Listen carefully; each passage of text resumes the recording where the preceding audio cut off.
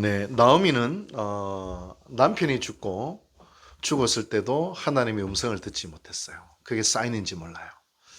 두 아들이 죽었을 때야 비로소 이건 하나님이 돌이키라는 사인이구나 라는 것을 깨닫기 시작합니다. 그 사인이 뭐냐면 베들레헴에 여호와의 돌보심이 있다는 것을 들었어요. 이제 듣게 된 거예요. 영적인 귀가 열리기 시작한 것이죠. 이제 내가 머물러야 할 곳은 모압이 아니라 베들레헴이다 하고 베들레헴으로 돌이키려고 합니다. 이건 마치 무엇과도 같으냐면 애굽에서 살던 이스라엘 백성들이 가나안 땅으로 돌이킨 것, 육신에 살던 우리들이 영적인 삶으로 돌이키는 것, 육의 소욕으로 살던 우리들이 성령의 소욕으로 살려고 돌이키는 것, 내가 하나님이 되어 나의 방식과 나의 지혜로 살던 우리들이 이제 하나님의 말씀에 귀를 기울이고 그 말씀에 겸손히 순종하며 살아가는 대로 돌이키는 것과 굉장히 유사합니다. 오늘 본문을 보면 나오미는 모압 며느리 두 사람, 자기 아들들을 모압 여인과 결혼을 시키잖아요. 모압 여인 두 사람과 함께 베들레헴으로 돌아가는 길을 나섭니다. 근데 한참 길을 나서다가 무슨 생각이 들었는지 나오미가 모압 며느리에게 얘들아, 너희들은 그냥 모압 땅으로 돌아가라 그렇게 이야기를 합니다. 제가 조금 영적 상상력이 필요하거든요. 이 글자만 봐가지고는 다 이해가 안 돼요. 이 글자 사이에 있는 영적인 내용들을 알려고 하면 좀 상상력을 펼쳐봐요. 상상력도 하나님 주신 것이니까.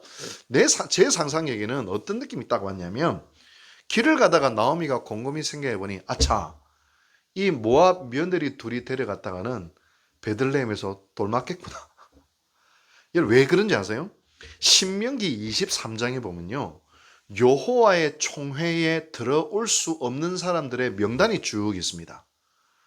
얘네들은 절대로 여호와의 총회에 못 들어와. 여호와의 총회는 오늘날로 따지면 교회 뭐 이런 뭐 하나님의 나라 이럴 수 있죠. 여기 못 들어오는 사람들이 딱 있어요. 누구냐? 모압 사람, 암몬 사람 못 들어봐요. 또 명단들이 있어요. 그런데 며느리들이 어느 나라 사람이에요? 모압 여인이에요.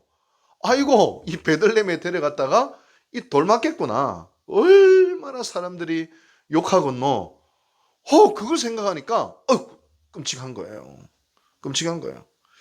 또 곰곰이 생각해 보니 한번 잘 살아보겠다고 베들레헴에서 모압으로 갔는데 남편도 죽고 자식들도 다 죽고 이제 덜렁 이방 며느리 모압 여인 두 사람만 데리고 고향 땅으로 가려고 하니 그 사람들의 손가락이 얼마나 두려웠을까요? 차라리 그냥 혼자 가는 편이 더 낫겠다. 그렇게 생각했을지도 모르겠어요. 이런저런 이유로 나오미는 자신을 따라오던 그 두 며느리를 그냥 떠나기 전에 남아있으면 될 것 같은데 길 가다가 싶었는지 길을 가다가 두 며느리에게 너희들은 예루살렘으로 가지 말고 모압 땅으로 돌아가라. 돌아가서 우리 집에 와서 정말 수고 많았다. 나오미가 보니까 말이 좀 예쁘게 해요. 우리 집에 와서 너무 수고 많았어. 우리 집안에 너희들이 참 수고했고 선대를 해줘서 너무 고마워. 이제 모압 땅으로 돌아가서 새로운 남편 만나서 자식 낳고 잘 먹고 잘 살아. 정말 잘 살아. 그렇게 이제 권유를 합니다. 얼핏 보더라도 나오미는 좋은 시어머니죠. 또 두 며느리도 좋은 며느리임이 틀림없습니다. 여기까지 따라 나선 것만 하더라도 얼마나 순종적이고 착한 며느리입니까? 그리고 나오미의 권면은 또 굉장히 합리적인 권면일 수 있잖아요. 근데 여러분 질문합니다. 이 나오미의 권면은 옳은 권면입니까? 틀린 권면입니까? 눈치가 너무 신앙생활 오래 하시다 보니 빤하신 것 같아.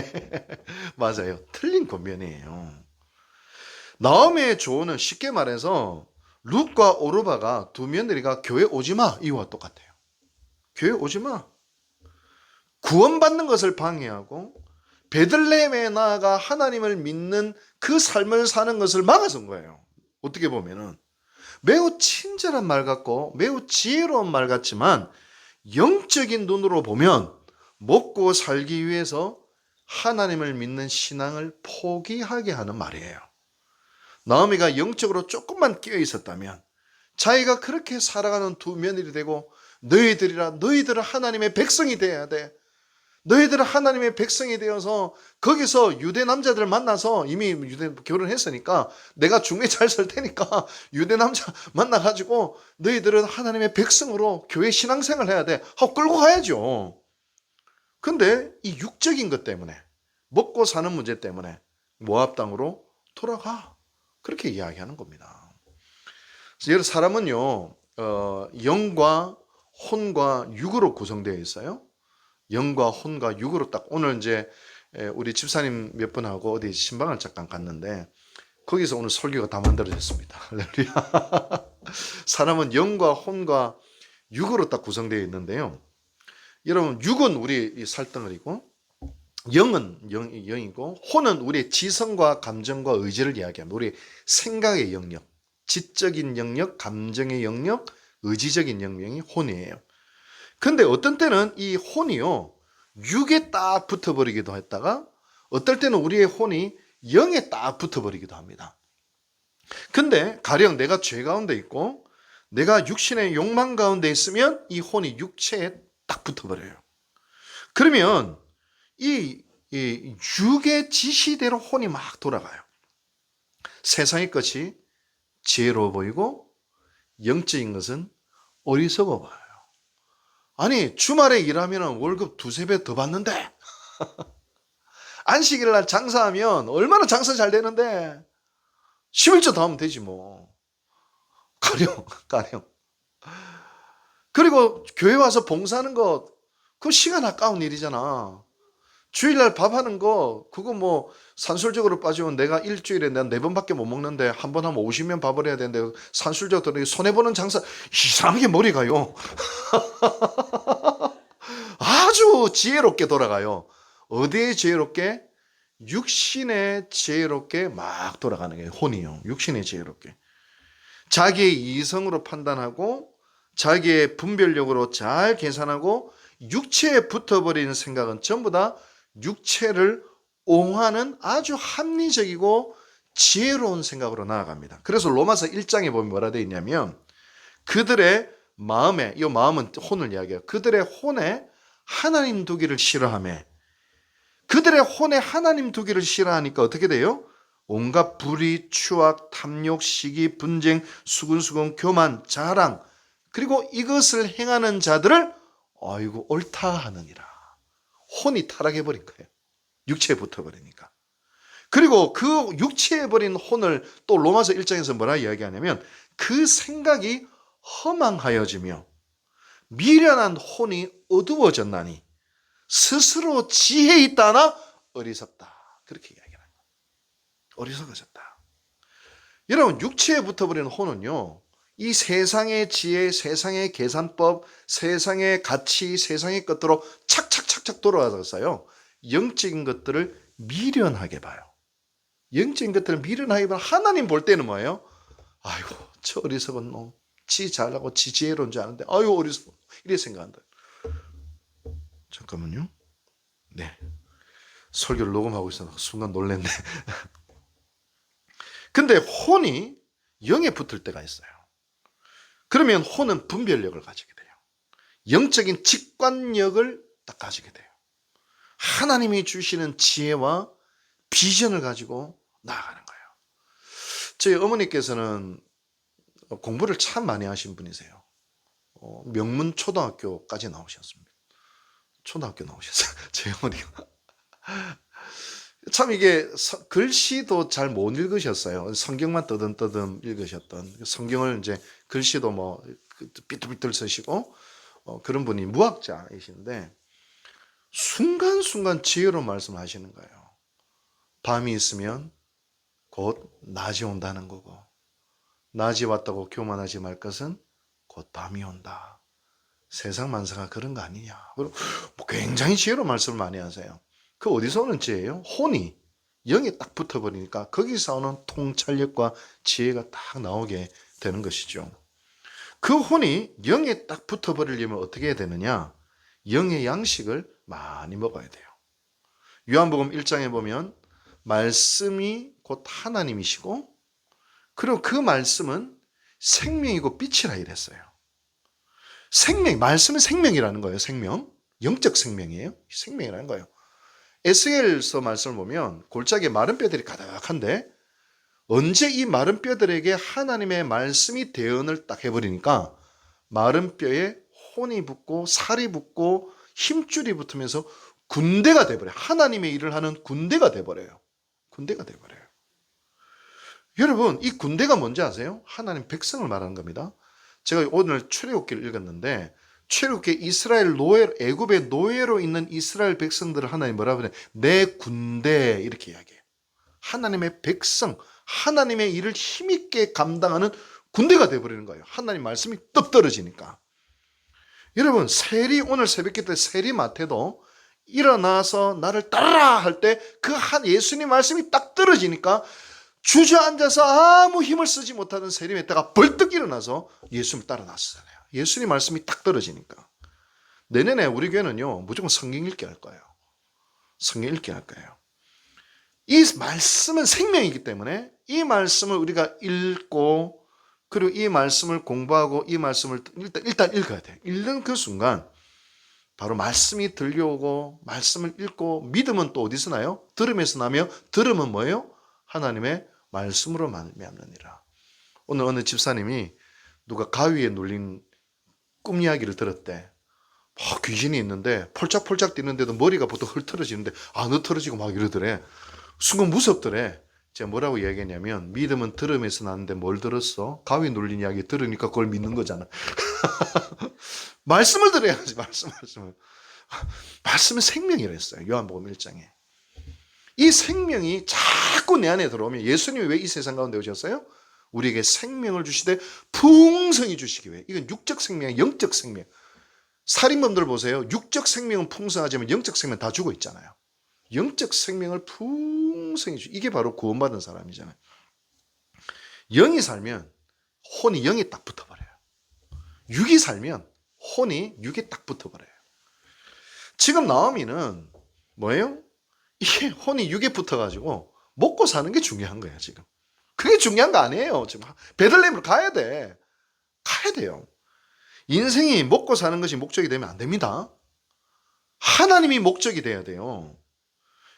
그러면 뭐가 돼요? 먼저 그의 나라와 그의 의 하나님을 구하면 하나님이 어떻게 한다요? 모든 것을 더해 주신 이 경험을 해봐야 돼요. 이 경험을 해봐야 돼요. 세상의 방식이 아니라 정말 십자가에 비참하게 죽는, 그럼에도 불구하고 세상의 방식으로 내가 복수할 수 있고 힘을 낼 수 있음에도 불구하고 십자가를 통과했을 때 하나님이 살려주시는 경험을 하면 한번 해봐야 되는 거예요. 그럼 뭐냐면 영적인 가치를 딱 깨달아요. 근데 보통 그렇게 안 해요. 지 혈기대로, 지 성질대로, 세상의 방식대로 막 법에 고소해버리고 막 그냥 뭔가 그냥 그리고 혼이 육에 딱 붙어버린 거예요. 그러면 하나님이 역사를 못하세요. 마귀가 역사하시.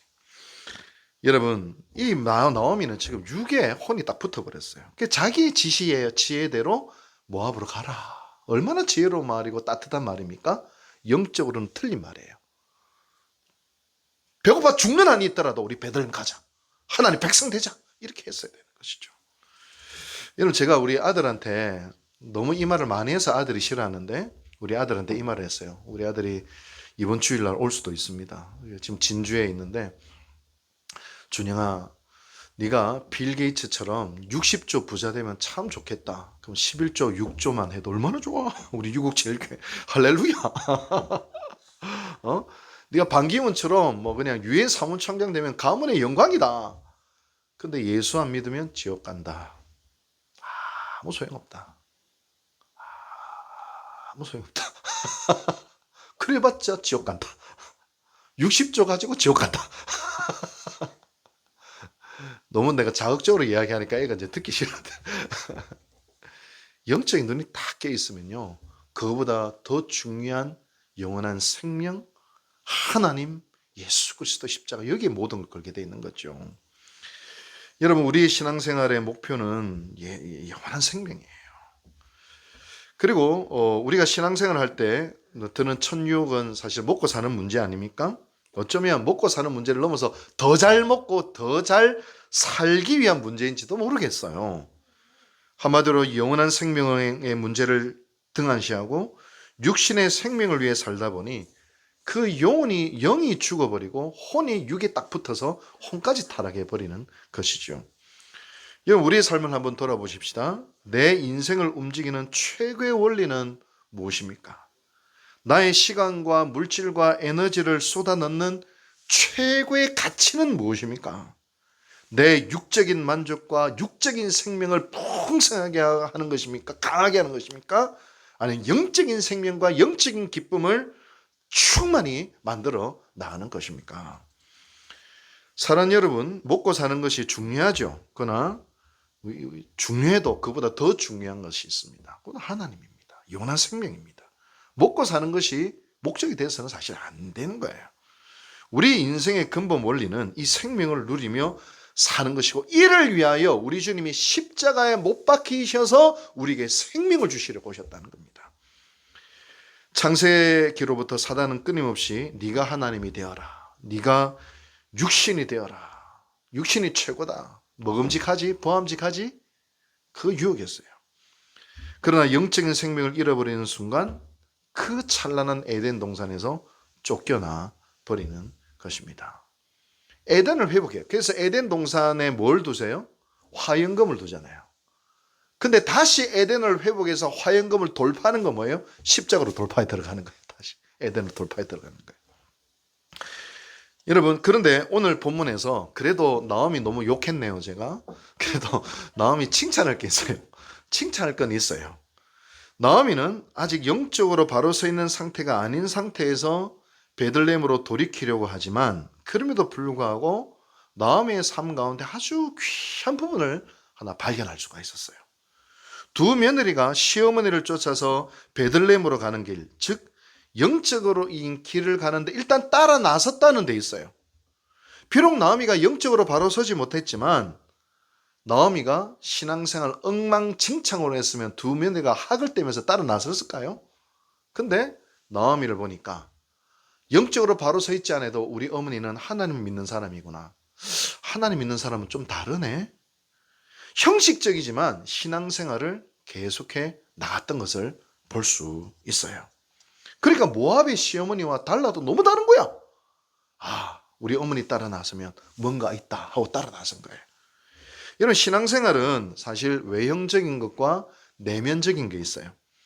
외형적인 것이 형식이라면 내면적인 것은 내용이겠죠. 외형적인 것이 그릇이라면 내면적인 것은 음식물이라고 볼 수 있습니다. 뭐가 중요하죠? 예, 내용물이 중요하죠. 근데 내용물도 그릇이 없으면 어떻게 담을 거예요? 그릇이 없으면 어떻게 내용물을 담을 거예요?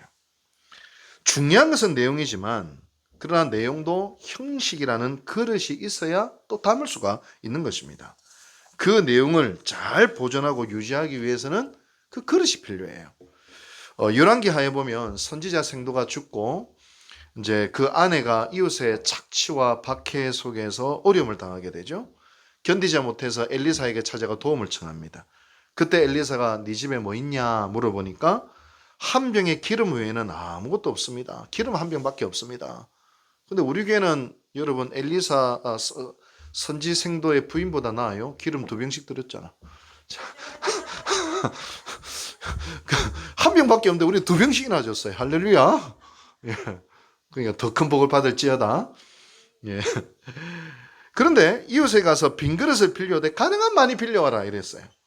그리고 그 빌려온 그릇에 기름을 붓기 시작하는데 기름이 끊어지지 않고 그릇이 가득 찰 때까지 기름을 담았어요. 준비된 기름이 그릇이 딱 채워졌을 때 기름이 딱 멈추는 거예요. 여러분, 신앙의 형식도 그릇이에요. 여러분, 내용만 중시하면서 하다고 열심만 내면 결국 아무것도 못 담아낼 수가 있어요. 제가 어릴 때 매일매일 가정 예배를 드렸거든요. 어린 마음이 얼마나 귀찮은지, 막 아침에 저녁마다 좀 테레비 보고 싶은데 막 새 가정 예배 드리자 하면은 뭐 아버지는 또 기도는 얼마나 길게 하는지, 그냥 찬송 하나 한 장만 부르면 될 걸 와 2장씩 3장씩 박순지 집사님 그 경험을 공유한 것 같은 느낌이 얼핏 드는데 왜 한 장만 부를 걸 두 장씩 세 장씩 읽지? 성경도 꼭 세 장씩 읽었거든요. 한 장만 읽으면 되지 왜 세 장씩 읽지? 엄청 제가 짜증내가지고요. 싫은 티를 팍팍 냈어요. 하나님께서 참 찬조하시는 중얼중얼 해가 찬송 부르면 중얼중얼 하고 그 아버지가 좀 크게 해라 크게 하라니까 더 작게 하고 그랬던 기억들이 있습니다. 반발심 이런 게 있었죠. 근데 시간이 흘러고 나이가 들어가니 그때 하나님 앞에 나아갔던 것들이 지금 나를 붙들고 있구나 라는 것을 참 느끼고 있어요. 여러분 형식만 있고 내용이 없다고 해서 실망할 필요 없어요. 나 형식만 있고 내용이 없어. 실망할 필요 없어요. 반드시 담기게 돼 있어요. 매일 새벽기도나 매주 수요예배를 들여다보면 어떨 때는 은혜가 되고 어떨 때는 은혜가 안 될 때가 있어요. 그래서 어떨 때는 나왔다가 어떨 때는 안 나와요. 근데 중요한 사실이 있습니다. 매일 드리는 새벽기도나 매주 드리는 수요예배가 내가 수요예배를 지키는 것 같지만 수요예배가 나를 딱 지켜줘요. 그것이 은혜를 담는 그릇이 돼요. 어느 순간 폭포수 같은 은혜가 그 그릇에 확 담기게 되는 거예요. 웬만하면 왔다 갔다 하지 말고 나름의 영적 루틴을 만들어야 돼요. 가령 내가 다 예배에 다 참여할 수는 없지만 수요 예배만큼은 안 빠져야지. 새벽 기도 그래도 일주일에 한 번은 내가 드려야지. 그 영적 루틴이 우리의 그릇이 되는 겁니다. 우리 신앙생활에 있어서 이 그릇이 무너지면은 내 기분에 따라 신앙생활해요. 기분이 좋으면 가고 안 좋으면 안 가고 컨디션 좋으면 가고 컨디션 안 좋으면 안 가고 이랬다 저랬다 그렇게 해요. 형식과 루틴이 거기에 있어야 돼요. 오늘 나오미는 모압 땅에서 비록 영적인 가치를 많이 상실하고 훼손했지만 형식적이라 하더라도 신앙생활을 지속한 것, 그 그릇을 통하여 다윗과 메시아의 조상인 룻이 담기게 되는 것입니다. 제가 어떤 책을 읽었는데요. 아주 흥미로운 책입니다. 하버드 대학에서 이거는 여러분 잘 들어놓으시면 일생에 유익합니다. 하버드 대학에서 연구를 했는데 사람의 집중력과 창의성이 어떤 환경에서 더 폭발하느냐. 한 그룹은 어떤 과업을 주는데 계속 학습을 반복해서 시켰어요. 한 그룹은 계속 새로운 자극을 줘요. 어떤 그룹이 집중력과 창의력이 폭발했을까요? 반복 그룹 아니면 자극 그룹. 어떤 그룹일까요? 자, 반복 그룹 손 들어보세요. 오케이. 자극 그룹 손 들어보세요. 예. 근데 딱 하버드에서 하니까 3주 동안은 자극 그룹이 월등하게 집중력과 창의력이 높아졌대요. 3주 동안은. 근데 1년을 연구했는데 3주가 지나면서 역전이 되기 시작하더래요. 자극이 계속되니까 더 큰 자극, 오히려 그 호르몬이 어떤 호르몬이 나오냐면 오락실 갈 때 막 집중하는 그런 호르몬이 나오더라고요. 도파민 같은 게 나오는 거예요. 세로토닌 같은 좋은 호르몬이 안 나오더라는 거예요. 여러분, 오히려 처음 3주 동안은 자극그룹이 더 창의력과 집중력이 높았는데 3주가 지나가면서 서서히 폭발적으로 반복그룹을 통해서 창의력과 집중력이 확 폭발하더라는 거예요. 그래서 그 결론이 뭐냐면 지루한 반복이 천재성을 이긴다. 이런 스탠포드 대학 교수인 로버트 모어 교수가 이런 이야기를 했어요. 지루함을 견딜 수 있는 뇌가 성공을 이끄는 엔진이다. 지루함은 실패의 신호가 아니라 뇌가 성장하려는 통증 구간이다. 이랬어요. 또 워렌 버핏의 말입니다. 들어보세요. 워렌 버핏 투자의 귀재, 투자의 천재. 뭐라 했냐면 나는 매일 같은 일을 반복한다. 하지만 그 지루한 하루가 내게 복리로 다가오는 것을 본다. 오늘의 나는 어제의 반복으로 만들어졌다. 그래서 워렌 버핏은 60년 이상, 70년, 80년 동안 자신의 삶의 루틴을 일정하게 유지를 합니다. 절대로 깨지 않아요. 그 사람은 몇 시에 어디서 뭘 한다는 게 딱 정해져 있는 거예요. 일론 머스크 얼마나 창의적입니까? 우주선을 쏘아 올리고 그것을 회수하고 상상을 못한 이 창의적인 일을 하잖아요. 그 일론 머스크가 뭐라고 이야기했는지 들어보세요. 내 삶이 흥미로우면 회사는 불안정해진다. 내 삶이 지루할수록 회사는 안정된다. 일론 머스크가 말해요. 일론 머스크가 말해요. 여러분, 성경을 읽을 때도 얼마나 처음 지루합니까? 그 지루함의 통증 구간을 이겨내지 못해요. 이겨내지 못해요. 사실 이 지루함이 내 영혼의 창의력과 내 영혼의 생명을 폭발시키는 구간입니다. 제가 지금 이 구간을 통과했어요. 성경을 읽기 얼마나 재미있는지 처음에 지루하더라고요. 제가 루틴을 잡았잖아요. 제 루틴이 무너져가지고. 근데 지난 화요일부터 해서 딱 앉아서 무조건 기도 30분. 그리고 바로 성경 1시간. 1시간 운동. 또 퇴근할 때 30분 동안 또 기도. 딱 이 루틴을 딱 일정하게 지금 2주째 가져가고 있거든요. 말할 수 없을 정도로 제 영혼의 생명이 막 쏟아지는 거예요. 막 스며들듯이 빛이 비치는 것 같아요. 얼마나 놀라운지 모릅니다. 여러분, 매일 새벽 예배, 매주 드리는 수요 예배, 지루할 때 있지요? 그러나 그 지루한 반복의 그릇을 통하여 하나님의 축복과 은혜와 역사가 담기는 그릇이 된다는 거예요. 성경 읽을 때 지루하죠? 근데 그 지루한 그 통증 구간을 지날 때 하나님의 말씀이 생명으로 내 속에 들려와서 내 메마른 뼈들이, 영적인 뼈들이 살이 붙고 힘줄이 생기고 군대가 되어지는 놀라운 일들이 일어나게 된다는 거예요. 내년에 우리에게는 무조건 성경 읽어요. 근데 그냥 읽으면 또 너무 힘들어 할까봐 같이 읽습니다. 같이 읽을 때 그냥 읽는 게 아니라 제가 성경 공부를 통해서 읽기 쉽게 설명을 딱 하고 일주일 읽으면 잘 읽어질 겁니다. 그래서 내년에는 평생 한 번도 읽어보지 못했던 성경 1독, 그것을 완수하는 한 해가 될 줄로 믿습니다. 근데 그 놀라워요. 어떻게 성경 한 번도 안 읽었는지 믿겨지는지. 이게 성경의 놀라운 역사입니다. 이거는. 우리 큰아버지는 스님이신데, 월정사 주지 스님이셔. 성경을 30분 읽어도 안 믿겨진대. 안 믿겨진대. 성령이 역사하면 안 믿겨져요. 근데 성령이 역사하면 반밖에 안 읽었는데도 믿겨지고 마태복음밖에 안 읽었는데도 할렐루야 되고 이 성경의 역사입니다. 근데 성경을 읽을 때 바로 성령께서 역사하시고 그런 어떤 시간들을 우리 가지려고 합니다. 오늘도 그릇을 만들러 오신 여러분을 축복합니다. 이 영적인 그릇을 잘 만들어 갑시다. 여기에 하나님의 놀라운 은혜가 담겨져 나올 것입니다. 기도합니다. 자비하신 주님 감사드립니다.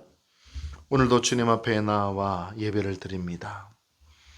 이 수요 예배 시간은 그저 나에게 주어진 의무를 감당하는 시간이 아니라 하나님 앞에 영적 그릇을 준비하는 과정이 되게 하여 주시옵소서. 때로는 은혜가 있을 수 있지만 때로는 지루할 때도 있고, 그러나 지루하든 은혜가 있든 피곤하든 피곤하지 않든 이것을 나의 영적인 그릇을 만드는 자료로 삼아서 언젠가 하나님이 예비하셨을 때에 그 놀라운 축복과 은혜를 다 담아낼 수 있는 우리 유곡제일교회 모든 성도들 되게 도와 주시옵소서. 그리고 우리의 영이 깨어지기를 원합니다. 우리 혼이, 우리의 생각이, 우리의 모든 것이 하나님의 영의 생명력 있는 그 역사에 동참하고 나아가고 순종할 수 있는 저희들 될 수 있도록 도와주시옵소서. 이 모든 말씀 예수님의 이름으로 감사하고 기도하고 축복합니다. 아멘.